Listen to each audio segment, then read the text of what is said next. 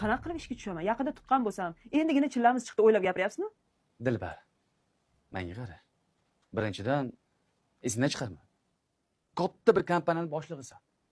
Hozir sen yo'q bo'lsang, o'rningga ko'z tikadiganlar qancha? Yo'qotib qo'yma o'rningni. Mana bolani tug'ib oldi eson-omon. Yana nima kerak? Ishga chiqaver. U emadi inson. 40 kunlik chaqaloqni kimga tashlab ketaman? Oyijon qari bo'lsalar, eplolmaydilar, unisiga qon bosimlari bor. Menga qara. Boqma qo'rmaga. Shu ham muammomi? Hozir nima ko'p, enaga ko'p. Sani oyligingga 100 ta enaga olsa bo'ladi. Qo'ygin, voqma qilmagin. O'g'limiz uchun yaxshi bir enaga tayinlaymiz. Yeb ichish muammo emas. Kashiga o'tkazamiz. Ne hasratda tuqqan bolamni endi enagaga beramanmi? Menga qara. Nimaga voqma qo'rasan? Nima? Bitta sandami bola, ha? Yo'q, 10 so'm emas-da. Agar uyda o'tirib olsang, qanaqa qilib men ro'zg'orni tortishim mumkin etgan? Katta oylik olsam ham mayli. Bo'ldi. Gap, ishga tushasan. Botir aka, Nima Botir aka? Gapimga qarshi gapasan?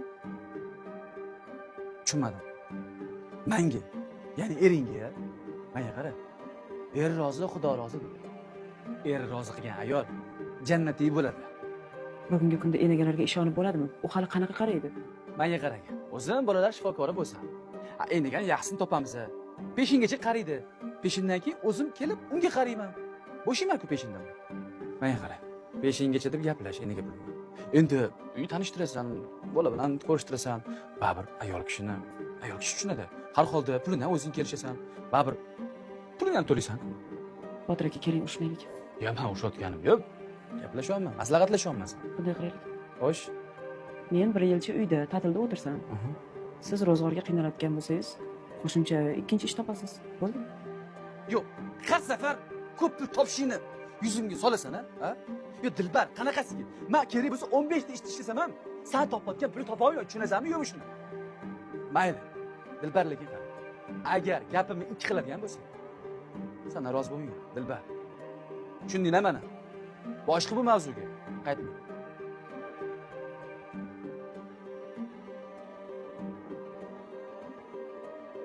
Nima desangiz shu?